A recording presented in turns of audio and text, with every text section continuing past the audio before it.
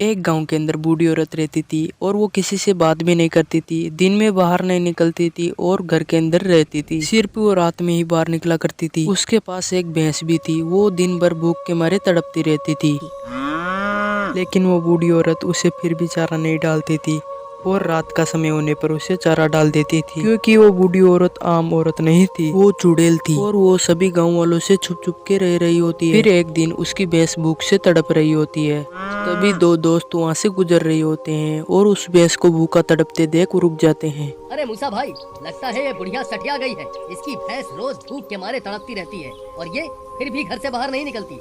भाई तुम्हें पता है, इस बुढ़िया के पास बहुत सारा पैसा है। तुमने इसके सोने के कंगन देखे हैं भाई? कितने मोटे मोटे हैं। ज्यादा खुश मत हो मूसा भाई, वो बुढ़िया मरने के बाद तुम्हें वो कंगन नहीं देकर जाने वाली।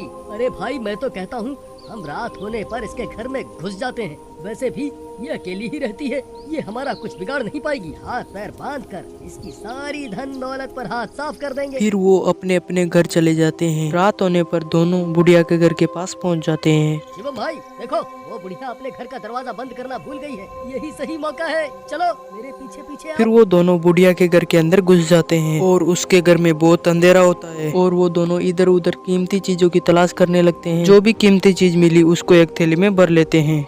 मूसा भाई चलो, मुझे लगता है हमने खूब सारी चीजें इकट्ठी कर ली हैं। अब यहाँ से निकलते हैं, यही सही रहेगा। अरे बेवकूफ, हम जिस चीज के लिए यहाँ आए थे वो चीज अभी हमारे हाथ नहीं लगी। भाई कहीं तुम उस बुढ़िया के सोने के कंगनों की बात तो नहीं कर रहे? चलो, वो बुढ़िया सो रही होगी, हम चुपके से उसके कंगन निकाल लेंगे। फिर वो दोनों बुढ़िया के कमरे में चले जाते हैं और वो बुढ़िया चारपाई पे सो रही होती है और वो दोनों उसके हाथ से कंगन निकाल लेते हैं। तभी उस बुढ़िया की नींद खुल जाती है। क्या तुम दोनों कौन हो? तुम अंदर कैसे आ गए? हाँ? बुढ़िया, ज्यादा शोर मत मचा, नहीं तो अभी के अभी तेरी जान ले लेंगे। तुम्हें रात को यहाँ नहीं आना चाहिए था। जितनी जल्दी हो सके यहाँ से भाग जाओ, नहीं तो अच्छा नहीं होगा।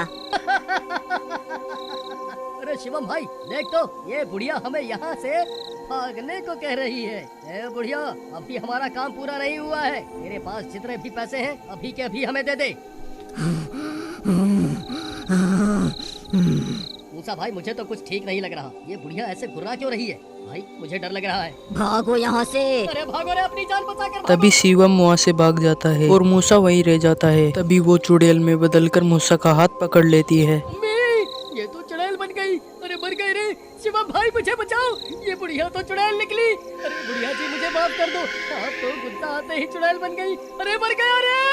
शिवम हेल्प के लिए उसके पड़ोसी के पास जाता है और सारी बात बता देता है। हे भगवान, वह कोई आम बुढ़िया नहीं है भाई, वह एक चुड़ैल है। तभी तो वह कभी भी दिन में अपने घर से बाहर नहीं निकलती थी। भाई अगर हमें इसकी असलियत के बारे में पता होता तो हम उसके घर चोरी करने जाते ही क्यों? फिर राजेश उसके हाथ में कंगन देखकर चौंक जाता है। अरे मूर्खों, तुम्हें उसके कंगन नहीं चुराने चाहिए थे। इन्हीं कंगनों की वजह से वह बुढ़िया उस चुड़ैल पर काबू करती थी और तुमने ये कंगन ही उसके हाथों से निकाल दिए। हमें अभी उसे ये कंगन वापस पहनाने होंगे, नहीं तो तुम्हारा दोस्त आज जिंदा नहीं बचेगा। वो चुड़ैल को कंगन पहनाने की कोशिश करते हैं, लेकिन वो चुड़ैल उसे नहीं पहनती है। मुझे ये कंगन नहीं चाहिए। मुझे तू चाहिए मुझे।